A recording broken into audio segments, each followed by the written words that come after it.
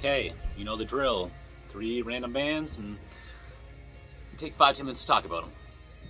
So today we're gonna start off with 5, who are a 2-piece band, drums and guitar, instrumental predominantly, from the Boston area. They formed in 2000, and you spell their name, the number 5, with the letters I-V-E, which is unfortunately the exact same name as a British boy band. So even if this 5 got the name first, I don't see why they wouldn't have changed it. Because I don't think it's a great name in the first place, to be honest. But enough of that. Awesome band. I think they got a lot of hype back in the day. But I just looked on Spotify to see if they're on there, and they are, with only 200 some odd listeners every month. So they've been forgotten to time a little bit, but I think you'll need to check them out. So the debut album, self-titled 5. So this is not very metal-oriented music. It's just heavy. Just kind of, again, guitar and drums just working very closely together. I just get this vision of just kind of like a wheel, just kind of constantly spinning in motion. Doesn't sound very interesting, but, and I wouldn't put it in with the post-rock thing, but that's the world it came from, just probably the Hydra Head side of the music world at the time. And this was on Tortuga, which, as far as I understand, was a subsidiary of Hydra Head back in the day. And this was my favorite band that they put out. So my favorite song on here, Bicycle Rider. As I mentioned, you get these visions, just a wheel, just picture like someone on a bike with a wheel just turning over and over again. It just kind of gives you that sense of momentum. And a cool release. And I don't know if they were released at the exact same time or they were just kind of briefly one after the other, but the next album was the Telestic Dysfracture, and that one's a little bit more spacey, just like the cover would show you. Little more variety added in, a little more flavor, and that one was hard to track down on CD, so I don't have it.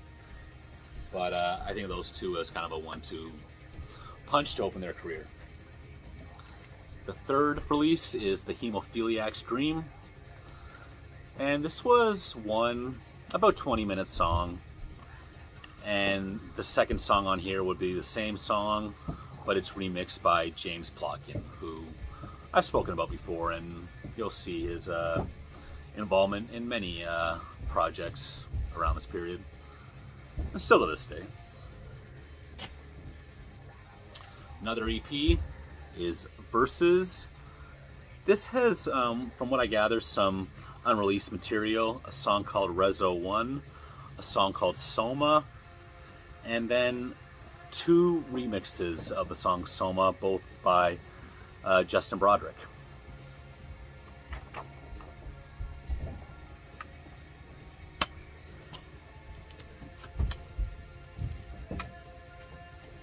That's going to bring us to the final 5 release, Hesperus.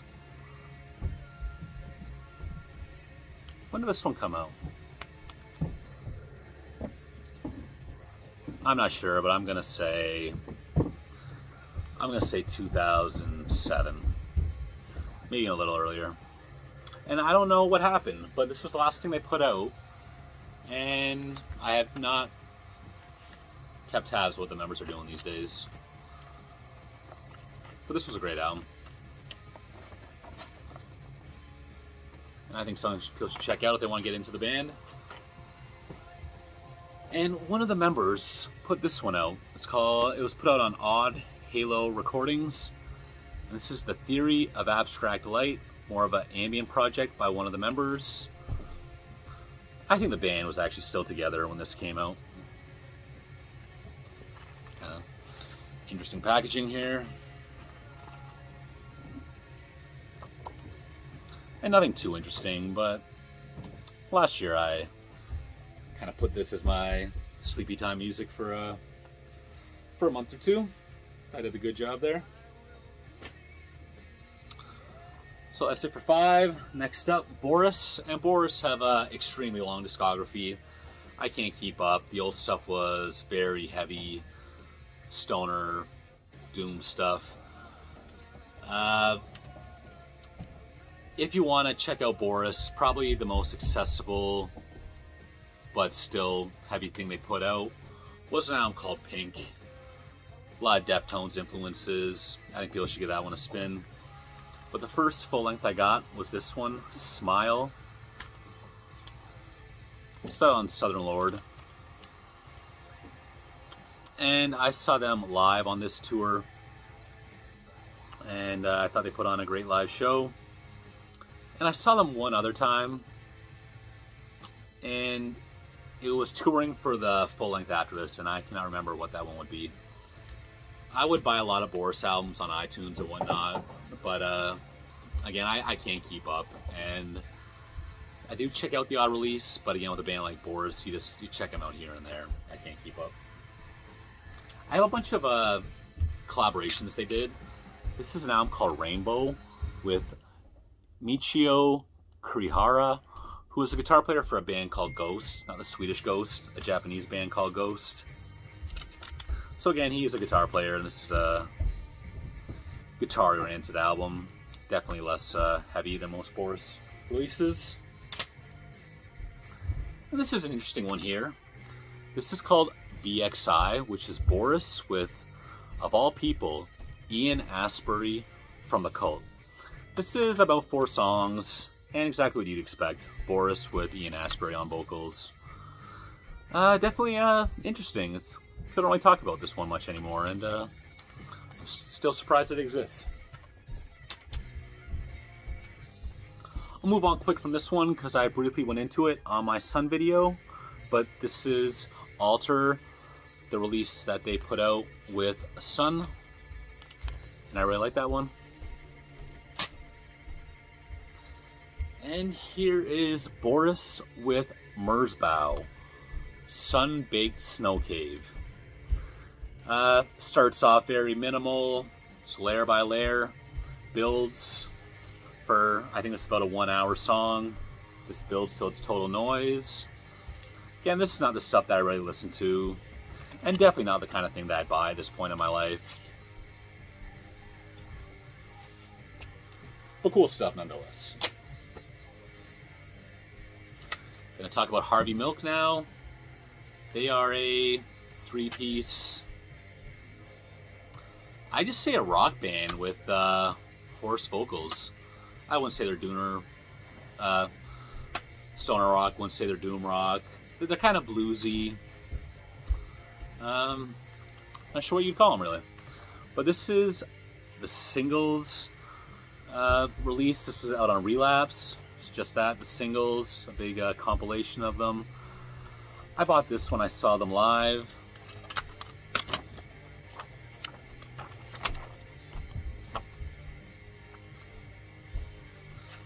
Their album they were touring for when I saw them is this one.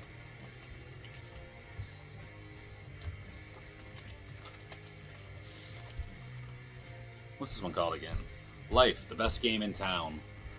As far as I know, this is their last release. This was put out on Hydra Head.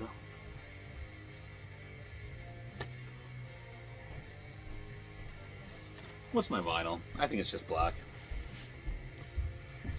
No, it's not. It's a gray.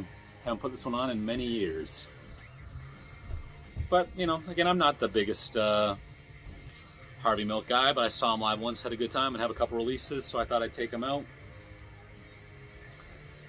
But they were playing that show with Coalesce, who are reformed, and they put out the album Ox soon after that, which I think got a 10 out of 10 in Decibel, if I remember correctly. Back in the day, I used to kind of care what they said. I still read Decibel, but I miss an issue, I miss an issue, and it's kind of like that now. And I forgot about this one. This is a half white, half gray, but it's one-sided. You see the etching on here. It's an EP. And Coalesce, I thought that was a great show. What was the release they put? they had one album. It's like Revolution '02 or something. I bought that one on iTunes off recommendation back in the day. That was cool. But the one I always think of is this, In Tongues We Speak, which back in 1997 they put out a split EP with Napalm Death, 2 songs each, and that's where I first became acquainted with the band. And you know, it's kind of a noise rock, noise metal kind of thing. I'm not sure what else to call it, especially way back in these days. Yeah, Napalm Death. I have a couple Napalm Death albums, but some of their '90s stuff, the stuff that people didn't really like. Not a big Napalm Death guy, but besides the point. So yeah, just some oddball bands, and just want to talk about them. Thank you.